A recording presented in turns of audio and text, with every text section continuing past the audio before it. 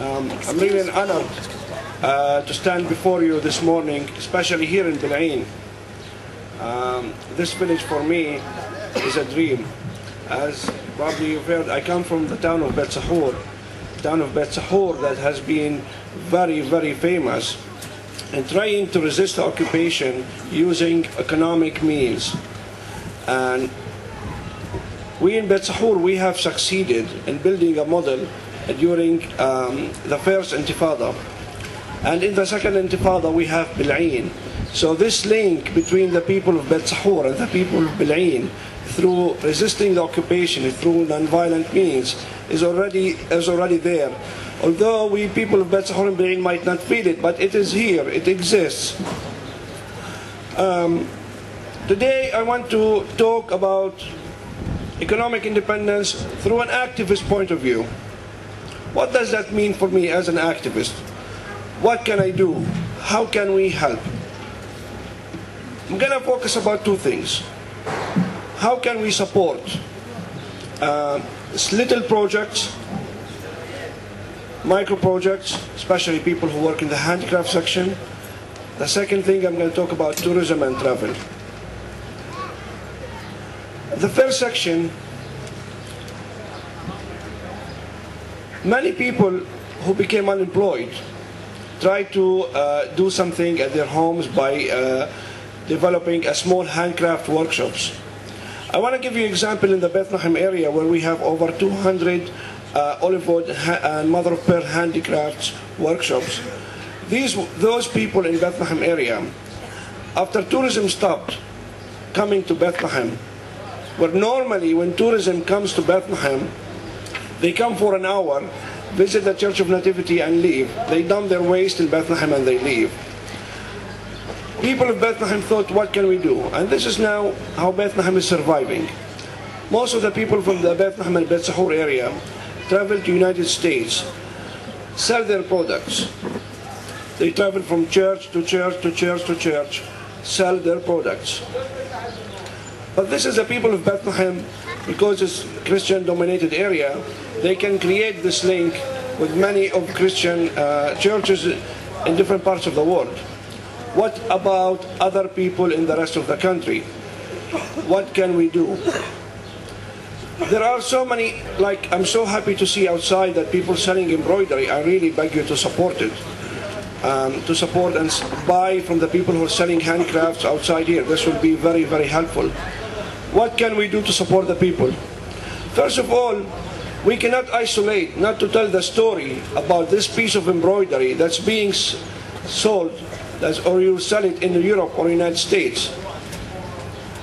Why are we selling this piece of embroidery in a church or in a Christmas bazaar somewhere? Because we have to explain that. If we don't explain what is behind the story and who's the family, first of all, we are showing the human face. We are showing the human face of the Palestinians, and that is really distorted in the media in Europe and America, that people, the Palestinians, are terrorists. When people see this beautiful artistic work done by Palestinians, people immediately change their mind. Many people come to me and say, really, Palestinians do this?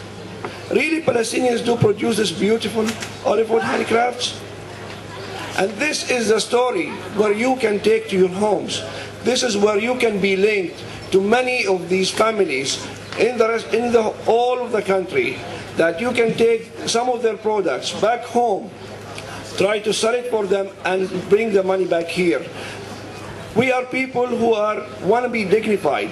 We don't want to be given money in order to survive. We don't want to depend on food packages. We want to work. We want to produce something. We want to market it. We want to sell it. This is the way we can do it. This is how I'm thinking from an activist point of view at this level.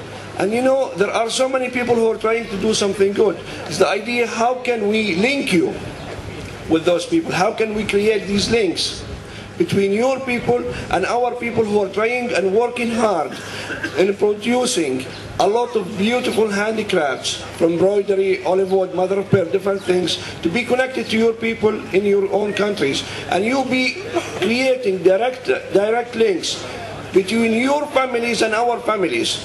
It should not be dominated by any organization. It has to be direct links between you and the families. And the people know how to get the products to your own countries. They know. They can find the means to do that.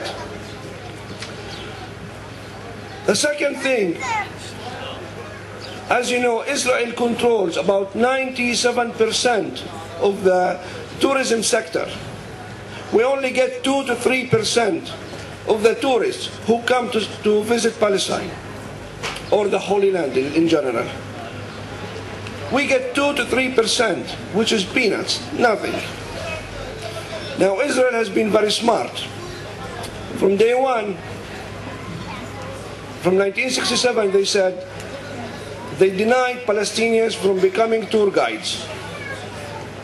Moshe Dayan said it's better for Israel to teach Palestinians how to ride phantom jets rather than becoming tour guides. Israel now have over 5,000 trained tour guides. We Palestinians have maybe 150, maybe around 200 licensed tour guides. And as you know, this is how Israel today is using tourism in their advocacy, in the way they're reaching out to the world.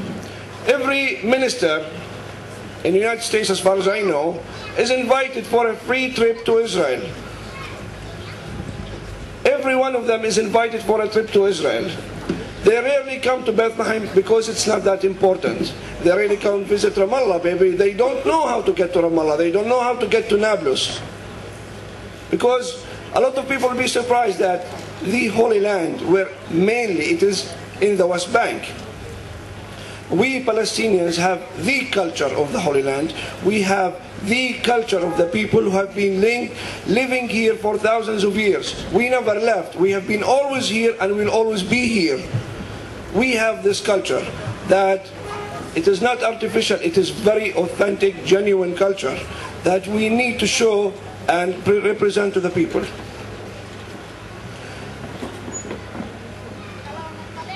One